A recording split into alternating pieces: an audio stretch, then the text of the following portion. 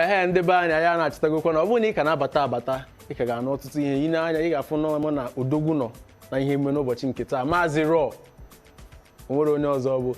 tupu anyị eji obere ezumike anyị nọ na-akọ ihe gbasara egwu ndị itigo na album nke Reloaded ahụ ka m onwe gị ka m gwa gị ihe Kogbuadam mere mgbe ahụ oge ahụ anyị nọ secondary school ịma na mgbe ahụ anyị na-aza aha ndị artist onye apụta asị na ọmụ Two Face ime ihe egwu asị anyị na onye ahụ Eminem onye abụ Jay-Z R. Kelly o nwere onye nke na-aza Negaro mgbe ahụ egwu gị niile nwoke ma bụ ya n'isi mgbe ọla ahụ ala ihe ọzọ ifide shakred wa họ drink ọla ga bịa asị gị nwanne chetakwa na ibu moto bịa mgbe anyị ji ụkwụ ala efu ya mgbe anyị kpọghala ya oko ọ na-atọ ya mgbe ahụ ekwu ihe ọla anụghala aha gị onwe ihe ọzọ mgbe anyị meta ha spọsụ gasịrị abịakwa m ahụ onwe ebe m gara na-enwe ha onye polisi ma onye mopo na-amaghị onye ewu asị na nchere na mbịa na onye mopo na ọ na-azakwa onye abịa onwe nke m yitere na mụrụ na Enugu mgbe a ka mgbe ewepụta ihe ndị SARS asị m na ịkpa Negaro asịsị anyanwụ ya bịakwa lee mla ya mle anya m hụ na nwoke bụ egbe m si biko akwụkwọ m orijinal ọ ya orijinal telomalawa n'obe were so anyị niile chịa ọchị so nwe ebe m gara ma aga ahụ onye na-aza aha m nwekwa ebe ị ga-aga gị hụkwa onye na-azakwa aha onye ọzọkwa bụkwa onye a na-anụ aha ya so ọtụtụ ndị mgbe a na-ewere aha ndị na-eti egwu ma ndị na-eme ihe onyonyo ha azawa ha gụgide ya na skuul ha azawazi aha ahụ so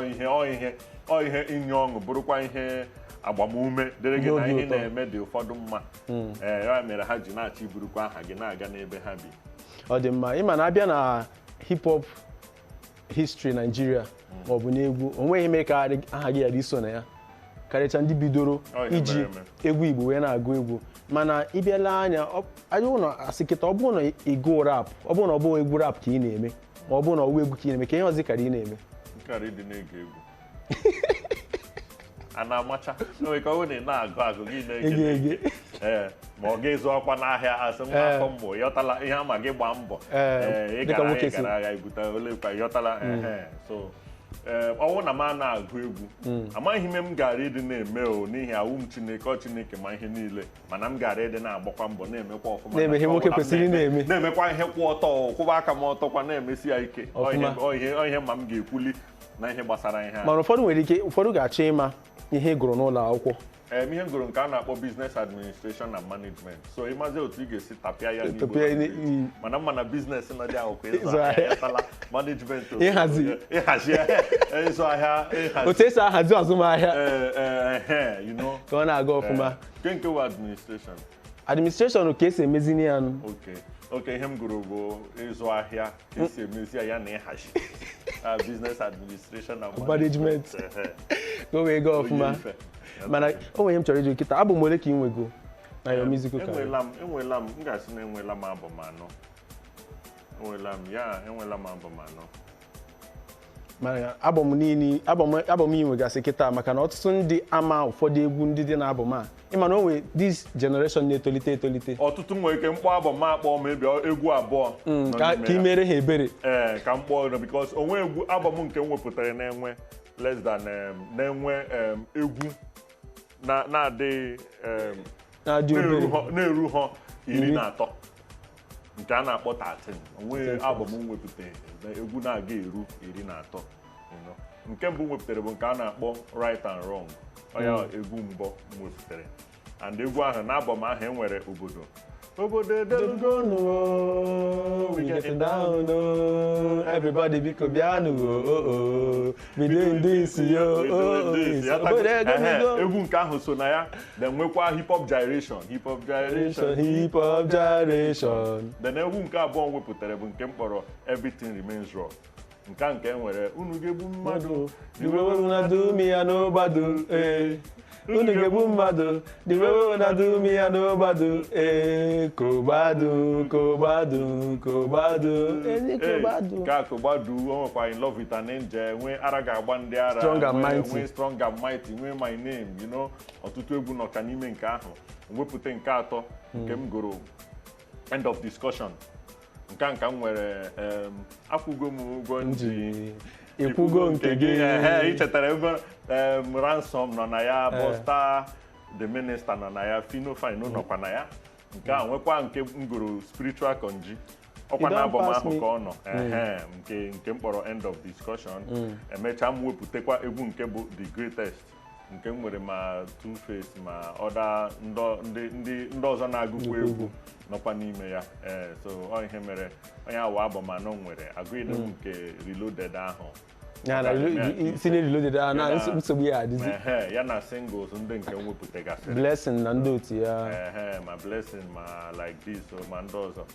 Ọ dị mma mana kịta ile anya ka ebe ị na-afụ music industry n'afọ 5 na-abịa abịa. Music industry egwu a na-agụ ugbu a ọ dịzi o bugo ibu karịa ka ọ dị na mbụ, and ọ ka na-agakwa n'ihu n'ihi na ndị nke m ga-asị na anyị nyefere n'aka bidoro na-ebuzi ya na-agazi mba ụwa niile, a na-anụ aha ma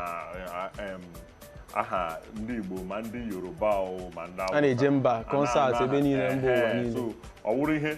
ha nwere ike iji egwu wee na-emechapụ anyị ihu ka ndị mmadụ wee marakwa na enwe ụmụafọ ndị na-eme ụdị ihe ndị dịgasị otu a. So ọ dị m ka egwu ka na-aga njem orubede ebe ọ na-aga obidobede akwọbedi beans maịmaị na-eshi. So ugbu a nna ahụ na egwu o buola ibu karịa ka ọ dị na mbụ, and ọ ga-aka na-agakwa n'ihu n'ihi na ndị okorobịa nwekwara ugbu a na-agbasi mbọ ike ịhụkwa na ha mere ihe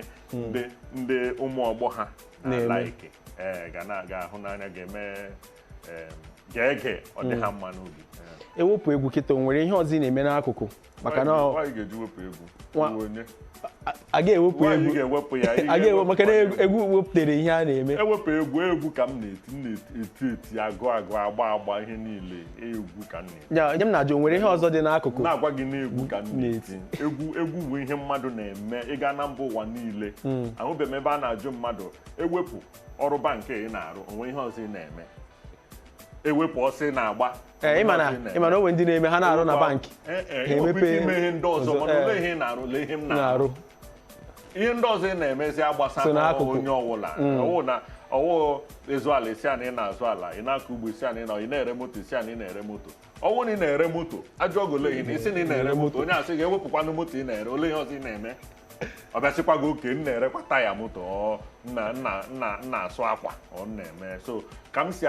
m si asa ndị mmadụ bụ na ihe m na-agụ egwu ọ ihe eji mara m ịgụ egwu. Onwe ihe ndị ọzọ m mekwara ike wee wepụta n'ụwa bụ egwu ahụ nyere m ya. Arụghị m ọrụ oyibo, ọ ihe onyinye Chineke nyere m ka ndị ọ ya wụ ihe m na-enye ka hapụ ịdị ka ọ na ma emeghọ appreciate nke e nyere m na-achọ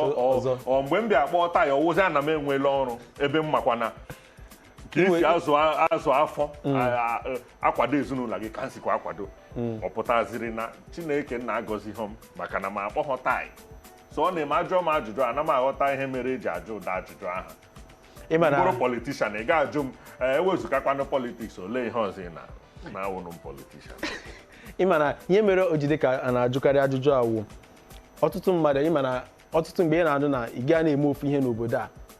wee na-ebi, mana a na-eme ofu ihe n'obodo a, mana ọtụtụ ndị na-akụ egwu asị gị ana m eti egwu, ana m emekwa ihe ọzọ n'akụkụ. Onwe ihe gbochiri, ọ ga-egbochikwa gị ime ihe ọbụla. O nwekwa ndị gụchakwara ihe ha gụ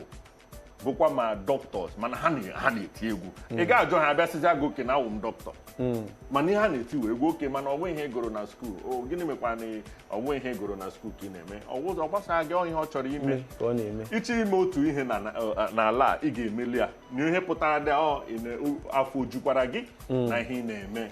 Nke a bụ eziokwu. Mana aga m achọ kịta ka ị tụpụrụ ya n'ofu egwu onyonyo gị ka ile wee jee ezumike. Ka ọhụrụ m wepụtara nke m fichọkwara na nwa afọ a na-akpọ Zoro. Aha egwu a bụkwanụ Injin Katapila. Ọ pụtara na izuụka nke gara aga. M na-enyezikwa ya ọ dịka news. So o nwekwa ihe ọzọ fọrọ tutu anyị ala, ị ga-eme ka unu mara nke a. Unu lelee ihe onyonyo a nke a kpọrọ Injin Katapila by Mr. Raw featuring Zoro. Ndewo.